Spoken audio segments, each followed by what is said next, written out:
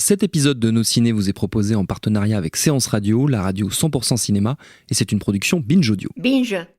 Si on est prêt, on est prêt. J'ai plus de bière. On y va, c'est pas grave. Bonjour. C'est moi Orson Welles. J'aime pas trop les voleurs et les fils de pute. Salut, c'est Nos Ciné, votre rendez-vous avec le cinéma qui a toujours dû composer entre son amour pour l'histoire avec un grand H et les histoires au pluriel, sachant que la première ne fait pas toujours du bon cinéma et que les secondes sont souvent plus savoureuses quand elles sortent tout droit des imaginaires scénaristiques prolifiques. Ceci étant posé, une curiosité naturelle nous étreint lorsqu'arrive au cinéma un film comme La mort de Staline, auquel cet épisode sera consacré. Curiosité car avoir l'ambition de nous raconter, certes avec une bonne grosse dose de mauvais esprit, la sanglante succession du terrible Joseph Staline dans l'URSS tendue au possible des années 50, ça fait un peu envie. Et pour causer de tout ça, nous avons rassemblé un quatuor d'honorables camarades critiques. Daniel Andreev, salut Daniel. Zdarova. Voilà. Lélo Jimmy Baptiste, salut Jimmy. Thomas. Alexandre Arvo, salut Alex. Bonsoir. Et Perrine Kenson, salut Perrine. Salut Thomas. Je précise que nous sommes en public au Ground Control et c'est Nos Ciné épisode 132, c'est parti. Monde de merde. Pourquoi il a dit ça? C'est ce que je veux savoir. La mort de Staline, donc le titre est assez transparent, c'est l'histoire de la mort de Staline. Et ouais, précisément, c'est l'histoire mouvementée de la succession du tout-puissant secrétaire général du parti communiste soviétique lors de sa mort en 1953, alors que ses lieutenants Beria, Khrouchtchev, Malenkov et Molotov, entre autres, complotent à grande vitesse pour récupérer les rênes du pouvoir. You know, all of you can kiss my Russian ass. Don't worry, nobody's gonna get killed, I promise you. C'est inspiré très librement de faits réels, comme on dit. C'est surtout inspiré d'une BD française, oui madame, de Fabien Nury et Thierry Robin. Le film est signé par Armando Iannucci, qu'on connaît surtout pour être le créateur de l'excellente série politico-comique VIP avec Julia Louis-Dreyfus. Au casting de cette mort de Staline, un ensemble cast de folie: Steve Buscemi, Michael Palin, Andrea Riseborough. J'ai du mal avec les noms aujourd'hui. Simon Russell Bill, Jeffrey Tambor ou encore Olga Kurilenko, qui est également à l'affiche de Dans la brume, auquel nous avons consacré un épisode de Nos Ciné. Qu'en avez-vous pensé de cette mort de Staline, les amis? Je suis obligé de donner la parole au camarade Daniel Andreev, ici présent, sachant qu'il y a un personnage qui porte ton nom quand même, Daniel. Il y a un personnage qui s'appelle Andreev. Dans la première minute, ouais. Oui, c'est oui. vrai. J'y ai pensé quand j'ai vu le film, ça m'a Ça, ému, mais au plus Donc haut du point. coup, j'ai qu'un avis positif. Voilà, c'est bon, j'imagine, c'est ouais, bon, c'est allez-y. l'histoire de ta vie en fait. C'était pas tant l'histoire de ma vie que l'histoire de ma famille et la mort de Staline, c'est il faut le remettre dans le contexte, comme on aime bien faire dans nos ciné. Tout à fait. C'est quand même l'événement majeur de l'histoire de la Russie Oui. de cette période-là. Tout le monde a un moment où il se souvient. Moi, j'ai toujours eu droit à ce que je faisais au moment où Staline est mort. J'ai eu droit à énormément ça. Et du coup, j'avais une image de ce qu'était la mort de Staline. Il buvait sans doute. Et c'est pas du tout. Ça ressemble pas du tout à ce que j'imaginais sur la mort de Staline.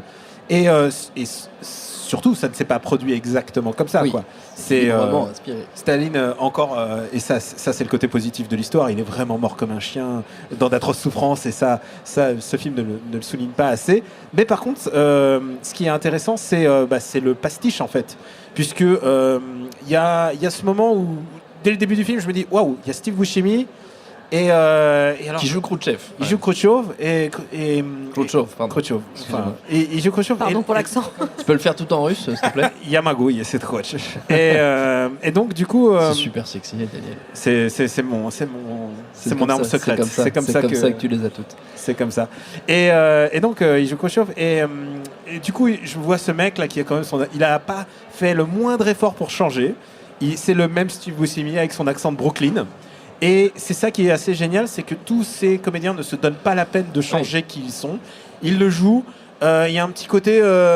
alors évidemment, on pense au Monty Python, mais c'est l'absurde de Téléchat, quoi. À ce niveau-là, c'est genre... Meilleure référence ils possible. sont en feu tout le temps et ils jouent à fond la caisse. Et évidemment, je pense à In the Loop, Oui, qui est était quand même le film de référence de Iannucci, justement. c'est vraiment son film de référence. Alors j'ai préféré In the Loop parce que In the Loop est extraordinaire, c'est presque un de mes films préférés genre dans tous les temps, quoi. Mais il y a un jeu de la satire politique, et la satire politique se fait ici par le biais du n'importe quoi en fait. Et du coup je me suis posé la question, est-ce que c'est #TooSoon? Non, c'est bon, on a le droit de rire sur la mort de Staline, et eux ils y arrivent plutôt bien, voilà. Très bien. Perrine. Oui, justement, tu mentionnais In the Loop, qui en effet est une... si les gens n'ont pas vu, il faut absolument voir In the Loop, qui est quand même la quintessence de la satire politique. Et vraiment, si on veut connaître le style Armando Iannucci, ça se pose là. Enfin, même on peut voir Veep, on peut voir Duffy Covitt ou évidemment Alan Partridge. Enfin, voilà, on est vraiment dans le style. Et In the Loop est un spin-off de The Sick of It, puisqu'il y a le même personnage de Malcolm Tucker, joué par Peter Capaldi. Donc... Exactement, voilà, c'est vraiment la poursuite de The Sick of It. Mais ce qui est très fort dans ce film-là, c'est-à-dire qu'il prend un matériel qui n'est pas le sien à la base, donc il adapte cette bande dessinée qui est française. Et en même temps, on ne le dira jamais assez. Oui, voilà, mais on insiste, c'est français, messieurs, mesdames, c'est français.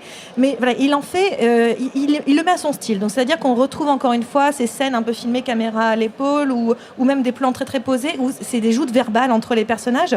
Sauf que d'un seul coup, contrairement à Veep, contrairement à The Sick of It ou In the Loop, d'un seul coup, là où les batailles se font par les mots, les coups de poignard, les têtes coupées se font par les mots, d'un seul coup, là, ça devient très réaliste. C'est-à-dire que n'importe quelle chose que les personnages peuvent dire, c'est réel. D'un seul coup, si on menace quelqu'un, la personne meurt réellement. Donc en fait, finalement, c'est là où je trouve très intéressant de la part d'Armando Iannucci, c'est d'avoir su transformer son propre style, c'est-à-dire que c'est un style basé sur le vocabulaire, sur l'art du parler, du mot.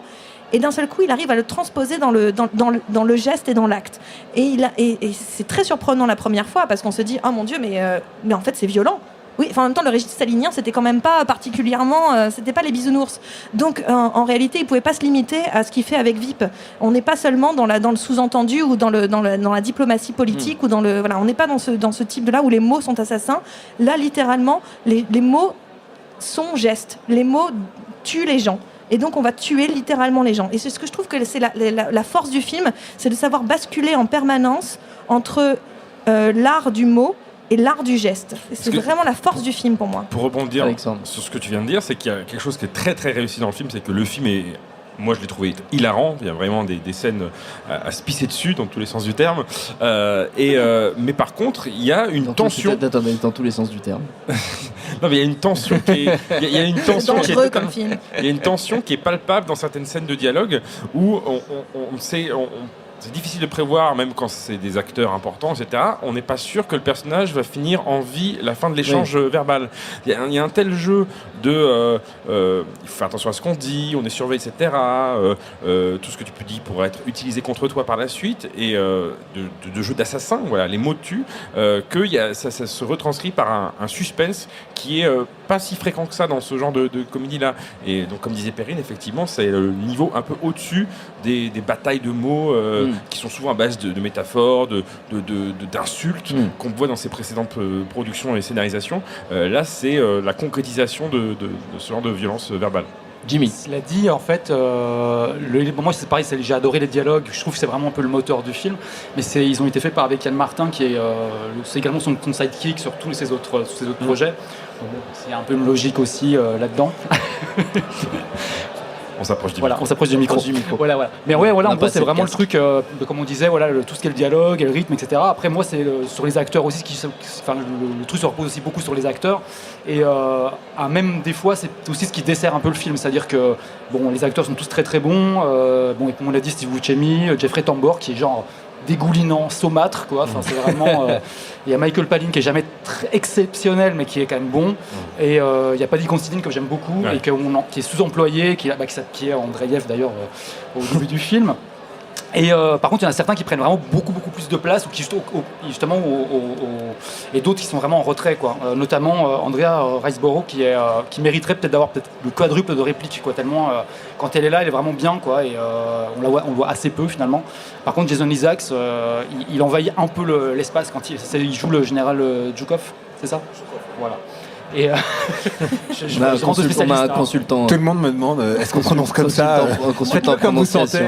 Moi, je m'essaierai pas. Franchement, je prononce pas de mots. Et voilà, donc lui, quand il arrive sur ces scènes, il est un peu trop présent, quoi. C'est-à-dire, et celui qui est vraiment, c'est Simon Russell Beale qui a vraiment le rôle du film et qui est là pour le coup pas envahissant, mais qui est vraiment très très très très présent, même s'il est un peu moins hard que dans la BD en fait. Il est formidable. Il joue Beria. Et moi, cet acteur-là, je confesse que, alors, vraiment en second rôle, mais Beria n'est pas un acteur, il a vraiment existé. Oui. Non, je parle de Simon Russell Bill, qui est un acteur de théâtre. Voilà, qui est un acteur shakespearien, qui a fait beaucoup de. Voilà, oui, on l'a quasiment jamais vu au cinéma. C'est vraiment un visage très inconnu, mais je pense que c'était une volonté de la part de il ressemble à Michel Sapin. C'est un ministre sous l'ère François Hollande, vous connaissez peut-être. Pour les plus jeunes. Ah oui, c'est vrai putain, c'est vrai. Non, mais et en soi, mais c'était une volonté aussi de la part de Iannucci, je pense, de prendre un visage plus inconnu, en tout cas, que les autres. C'est-à-dire, d'un seul coup, on s'imagine que Beria, c'est lui. Et on a vraiment peur quand on le voit arriver dans une scène. Il y croit, en fait. C'est ça qui est assez fou. Je parlais de Steve, terrifiant. Je parlais de Steve Buscemi qui est venu avec son background de New-Yorkais de Brooklyn, mais ils sont tous comme ça. Enfin, c'est assez sidérant en fait, parce que il y avait Palin. Donc Palin, lui, il joue comme s'il était à la BBC, quoi. C'est assez foudroyant en fait, tous ces différences de style. Et du coup, alors, je me demande qu'est-ce qui fait la cohérence en fait de ce film. Et en fait, je me suis dit, ça fait penser un peu à du Sorkin, mais sans morale, parce que chez Sorkin, il y a toujours une espèce de morale. Tous les personnages ont une espèce de motivation. Ici, la seule motivation des personnages, c'est de rester vivant à la fin du film. Ouais. Ce qui donne au film un petit côté battle royale, battle royale du monde politique en 1953. C'est assez rigolo en fait. Vraiment, il y a un truc. Tu te demandes, est-ce que ça va finir exactement comme dans la vie ou pas ? Non, ils incinèrent pas des cadavres dans la rue. Enfin, non. Mais il y a des émeutes quand même qui sont mises dans le film. Genre, et alors que c'est pas exactement comme ça que ça s'est produit. Mais du coup, je me demande, est-ce qu'on pourrait pas faire un monde parallèle, une véritable uchronie dans lequel le monde de Inveloop se croise et expliquer les pourquoi. Est-ce que c'est pas finalement Inveloop Origins qui est en train de se passer ? In the Verse. Mais c'est ça qui est assez intéressant, c'est qu'en plus ce film a été réalisé avant donc l'élection évidemment de Trump. Oui. Et il y a un énorme parallèle et évident. Et le film a été interdit en Russie et je crois en Azerbaïdjan et au Kazakhstan. Ah bah évidemment les républiques. Oui, enfin, voilà, les anciennes républiques. Les anciennes républiques. Mais c'est évident parce que Staline provoque encore énormément de passion en Russie. Il y a toute une génération de gens qui ont pleuré la mort de Staline. Ma grand-mère, qui pourtant est réfugiée politique, elle a zéro affect pour Staline, elle m'a dit mais tu t'imagines pas la pression qu'on avait à être malheureux pour cette personne. Et je l'ai ressenti à cette scène où ils sont tous face au cadavre et ils sont pas encore en mesure spirituellement d'accepter le fait qu'il soit mort, et ils sont en train de le nier eux-mêmes en disant non, il est pas mort, alors qu'il est c'est vrai que c'est le sketch de Monty Python sur le perroquet, quoi. C'est qu'un putain de cadavre, he's not dead, he's resting. Et vraiment il y a vraiment un truc qui se passe à ce moment, à partir du moment où il décède, où tu comprends que la rivalité est en train de s'installer. Vraiment, si vous avez une comédie à voir pas française. Vraiment, je recommande. Pour une fois. Et d'ailleurs, en parlant de comédie pas française, non seulement le film est adapté d'une BD française, mais il est produit par des Français. Et c'est ça que je trouve assez formidable avec ce film, c'est que les producteurs qui ont acheté les droits de la comédie, est-ce qu'on doit s'en féliciter ou pas, vu le résultat final? Oui. C'est quoi d'ailleurs? Les mecs sont allés produire, ils sont directement allés chercher Iannucci, parce qu'ils savaient, c'était évident que, compte tenu de son background, il allait faire quelque chose de bien avec ce matériau de base. Mais comme... Je mets juste une précision, ce que tu as dit, c'est qu'ils sont allés chercher Iannucci, mais en plus, non seulement ils sont allés le chercher au moment où il était en train de faire la 3e saison de VIP, donc il n'avait pas le temps parce qu'il allait démarrer la 4e, et il a dit mais je peux pas le faire, parce qu'ils ont dit pas de souci, on t'attend. Et ils ont attendu Iannucci parce qu'ils savaient que c'était la bonne personne pour faire ce film. Exactement. Et alors je pense qu'on peut les remercier. Enfin, ils ont une idée de génie, et les producteurs, et donc du coup ils ont accompagné, ils ont attendu un an qu'il soit disponible, et le résultat est ce qu'il est. Mais en même temps, comme le film ne suit, et c'est une satire, c'est pas très réaliste, c'est des acteurs anglophones, certains britanniques, certains américains qui gardent, comme le disait Daniel, leur accent qui de Brooklyn, qui de Birmingham et tout. Ils jouent à mort là-dessus. L'argot écossais, il y a de l'accent du Yorkshire, c'est vraiment. Oui, mais en fait ça a du sens en vrai de garder. Pour moi, ça a du sens sincèrement de garder tous ces accents brooklyniens et britanniques, chacun dans sa région. Pour moi, ça a du sens parce que le film est quand même, au bout du compte, un film aussi sur le fascisme, un film politique. Toute l'œuvre d'Armando Iannucci est aussi politique. Et au bout du compte... Qui est écossais, comme son nom l'indique pas du tout. L'indique pas du tout, ce type est écossais. Et ça s'entend quand il parle, par contre. Mais en soi, pour moi, c'est un film qui dit que tout simplement, le fascisme n'a pas de barrière. Et que peu importe l'accent, peu importe la langue qu'on a d'origine, donc ok, ils parlent tous anglais, mais par exemple, Olga Kurilenko, comment elle s'appelle ? Kurilenko, merci, j'avais Ulrilenko, n'importe quoi. C'est la seule qui a un accent authentique, en fait. C'est la seule qui a un accent authentique, pour le coup. Et donc, en fait, finalement, cette pluralité des accents montre bien que le fascisme n'a pas de barrière de langue, n'a pas de barrière, en tout cas, elle n'est pas liée aux frontières. Le fascisme, donc en fait, ils s'embêtent pas à ce que des acteurs s'amusent à imiter l'accent russe, qui est horrible la plupart du temps. En tant que russe, j'ai quand même une petite nostalgie pour tous les films des années 80 avec les Russes avec des accents teubés. Sean Connery, tous les James Bond évidemment. Mais quand même, ça reste quand même un film beaucoup moins insultant que par exemple Octobre Rouge, qui lui ne se donne même pas la peine. Ils inventent un accent, mais il y a pas une personne qui parle russe, il n'y a pas un mot russe prononcé. C'est le principe aussi de Mann. Du coup là c'est l'acceptation totale que finalement ces gens sont en train de jouer la comédie. En fait, c'est vraiment ça. Et le fait qu'ils y croient, en fait, c'est surtout ça. Ils sont à fond dedans et c'est ça qui est. Et si je peux juste finir, parce que j'avais quand même un soupçon, quand même une vague réflexion à finir sur cette histoire de francophones et de producteurs machin, etc. C'est qu'en fait, comme justement c'est des acteurs américains et anglais, britanniques qui jouent les rôles, ça on aurait très bien pu imaginer, ça n'aurait pas coûté un budget fou, une production française. Et là, je me suis dit, mais en fait, qui aurait pu faire ça si les producteurs n'avaient pas voulu exporter, faire appel à Yanucci, etc.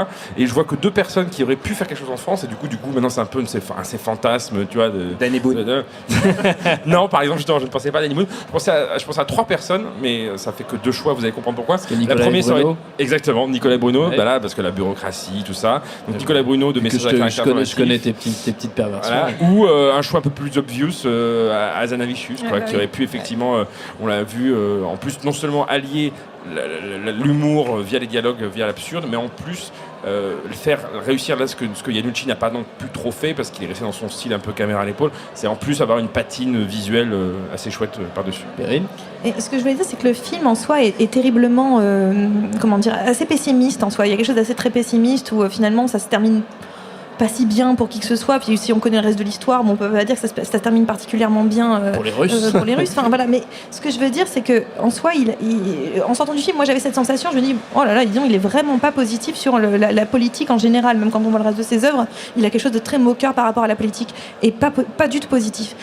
Et en même temps, je me dis que il y a quelque chose où il a une lueur d'espoir. Et cette lueur d'espoir, elle passe par Olga Kurilenko dans le film. En réalité, tout est dans la première scène. Si vous regardez juste la première scène du film, de toute façon, la première scène résume tout le film pour moi.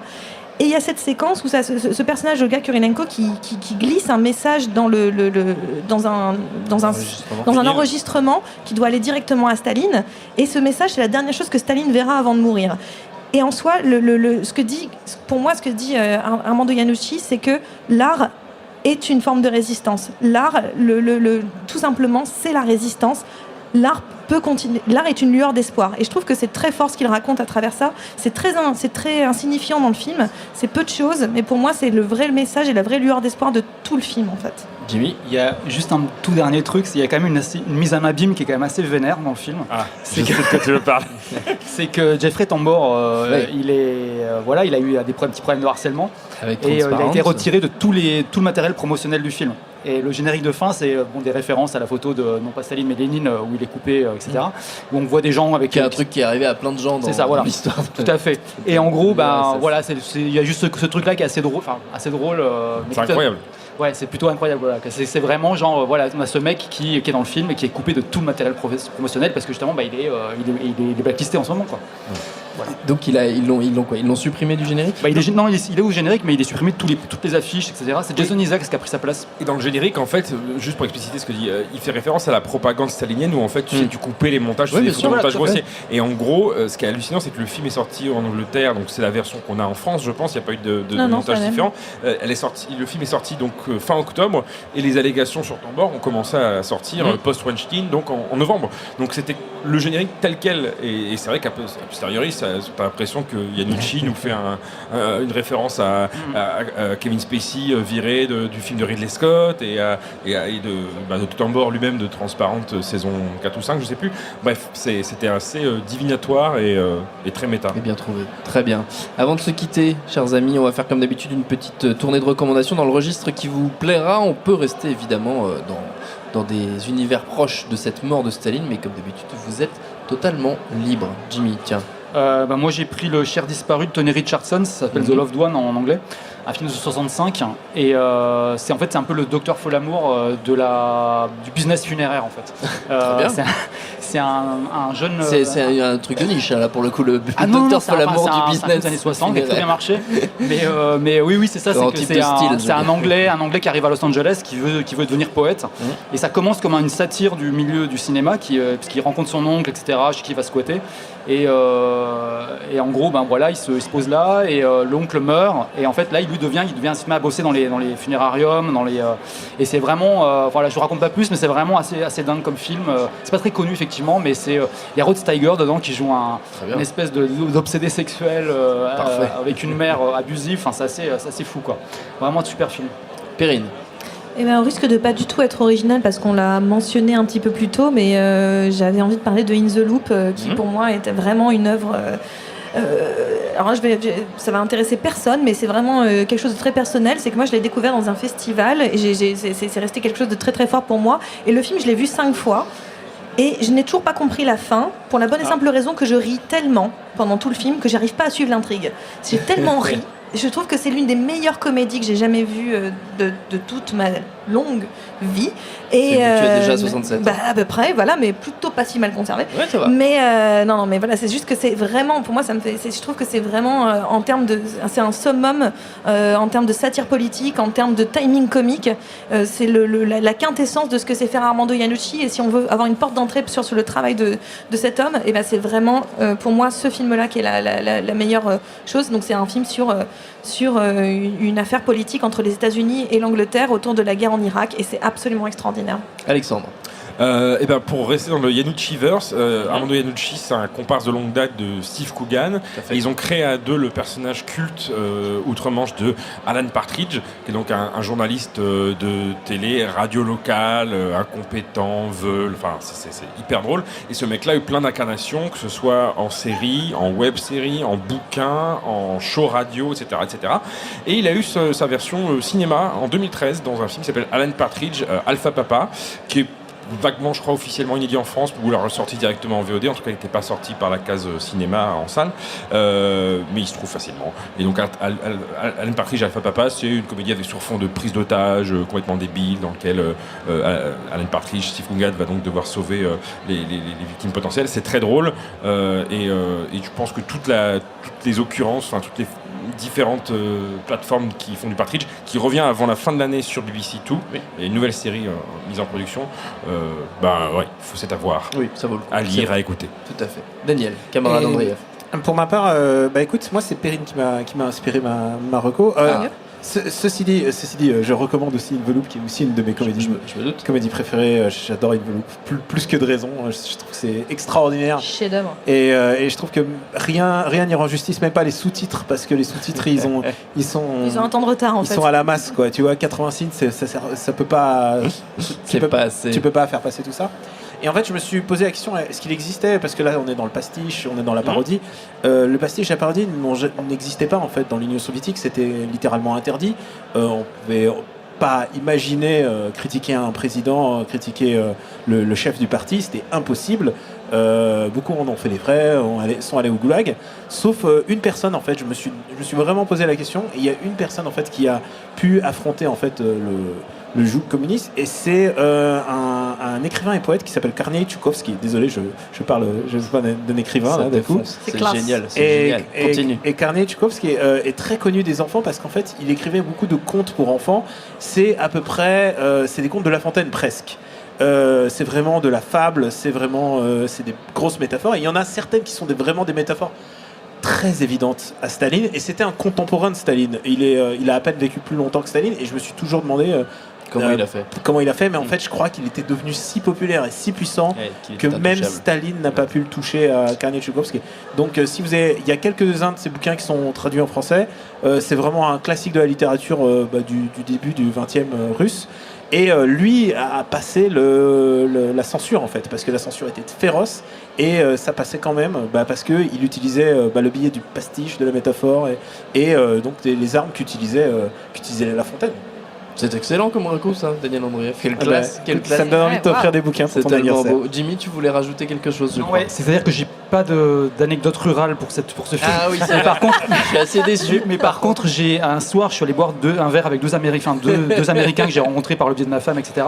Et en fait, ils étaient avec un Indien. L'Indien s'appelait Staline Joseph. C'était son prénom, Staline. Et Joseph, son nom de famille. Voilà. Mais c'est véridique. Est-ce que je peux faire une anecdote du terroir? Vas-y.